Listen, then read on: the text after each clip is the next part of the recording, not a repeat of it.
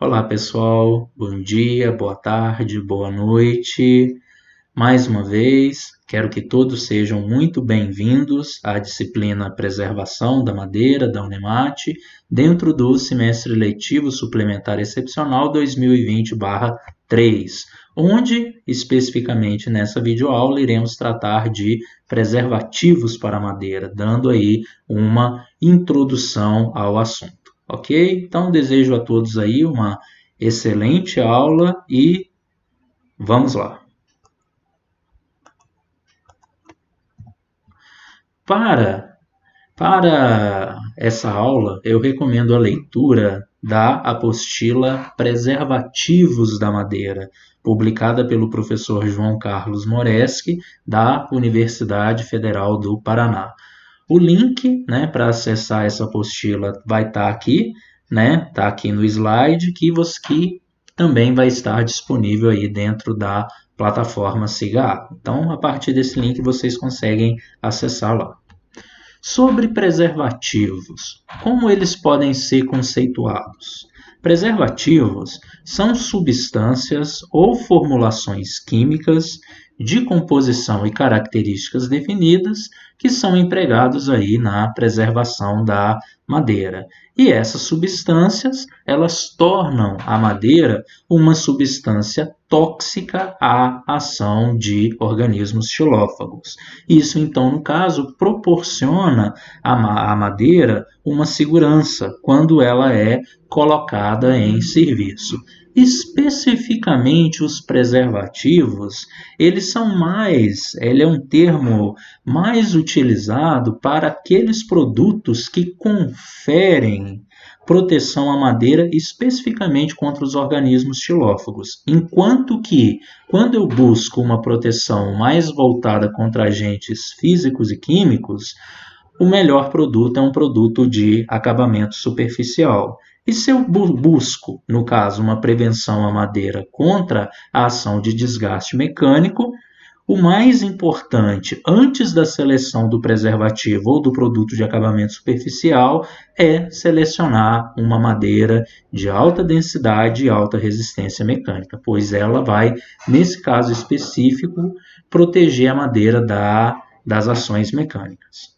Os preservativos também, eles podem ser inseridos na madeira por diversos métodos, geralmente classificados como métodos com ou sem pressão.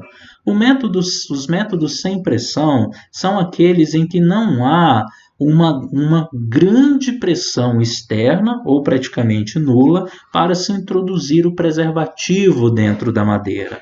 Um exemplo bem típico que nós temos é se eu pego um produto preservativo, um produto de acabamento superficial e espalho ele na madeira com o auxílio de um pincel.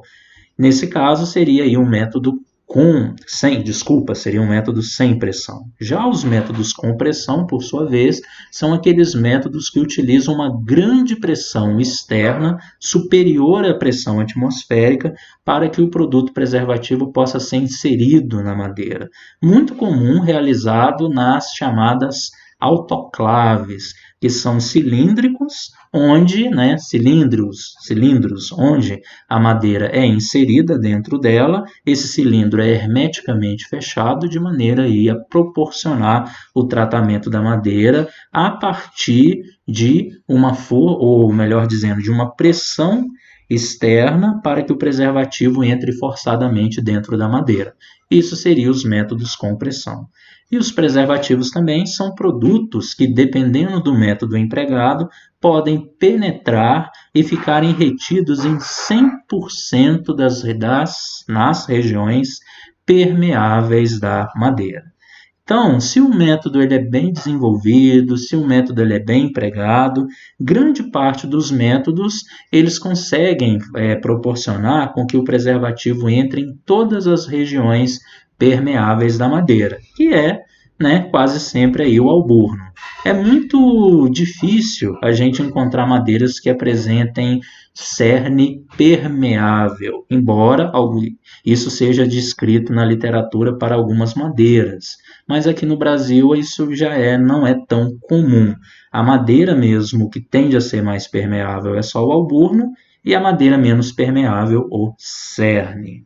E, considerando as tecnologias comerciais existentes no Brasil, a madeira do cerne ela é impregnada apenas superficialmente, enquanto o alburno pode ser empregado totalmente. Isso válido também para os métodos com pressão, que utilizam uma pressão externa para que o produto seja introduzido dentro da madeira. Vocês podem me perguntar, mas o cerne ele nunca pode ser tratado? Sim, ele pode ser tratado. Nós temos trabalhos na literatura que conseguiram isso, nós temos metodologias que conseguem fazer com que a madeira se torne um material mais permeável e depois ele venha a ser tratado quimicamente, mas são técnicas que não estão disponíveis a nível comercial para tratamento em grande escala aqui no Brasil. Então, considerando a nossa realidade, a gente pode novamente dizer que a madeira de cerne ela é impregnada apenas superficialmente, enquanto o alburno pode ser impregnado totalmente. Isso é suficiente para proteger a madeira? Graças a Deus, sim. Por quê?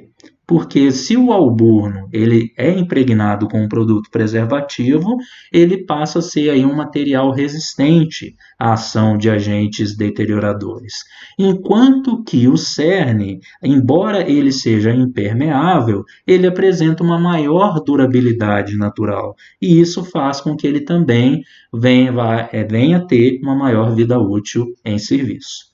E a última informação desses slides, preservativos podem estar presentes também em produtos de acabamento superficial. Nós temos aqui um exemplo de um grande fabricante nacional de produtos preservativos, que é a Montana Química. Não é fazer propaganda, mas é só para que vocês também tenham conhecimento das marcas comerciais. A Montana Química, ela mesmo disponibiliza no mercado um produto, um stem, que é aquele produto mais voltado para o acabamento superficial, que é um produto que penetra na madeira, nas suas camadas mais superficiais, sem criar uma película protetora, como é o caso que acontece com os vernizes, tintas e seladoras, mas especificamente a gente pode ter também ali um stem, que é um produto de acabamento superficial, associado aí com um preservativo, conforme a gente vê aí nessa imagem, stem preservativo. Características de um preservativo ideal. Nós temos no mercado vários produtos preservativos já comercializados, tanto no Brasil, tanto a nível mundial e alguns aí em nível de pesquisa. Mas se eu pensar em desenvolver um preservativo, qual é o preservativo ideal para um máximo controle de organismos xilófagos na madeira? Aqui vão ser listadas algumas dessas características dos preservativos ideais. Primeiro, eficiência na prevenção ou controle de organismos xilófagos. Isso aí é o mais óbvio. Nesse caso, o preservativo deve apresentar toxidez à gama mais ampla possível de organismos xilófagos. Quanto mais extenso for o seu leque de atuação, quanto mais organismos xilófagos ele combater, melhor. Outra característica, resistência à lixiviação e à volatilidade. O preservativo deve ter ação duradoura na madeira, sendo quimicamente estável e resistente à lixiviação. Exemplo, chuva, água do solo, etc., como também a evaporação, além de não se decompor e nem se alterar quando em contato com a madeira. Sempre na preservação da madeira, a gente tem uma preocupação que é introduzir esse produto dentro da madeira, nas suas regiões permeáveis. Mas, se esse produto está lá dentro, a gente quer que ele se mantenha lá dentro, que ele não lixivie e que ele nem volatilize. Então, aí a importância dessa característica. Outras características. Não alterar as propriedades da madeira. não ser corrosivo a metais, plásticos, etc., que fiquem em contato com a madeira, e também não aumentar a inflamabilidade da madeira.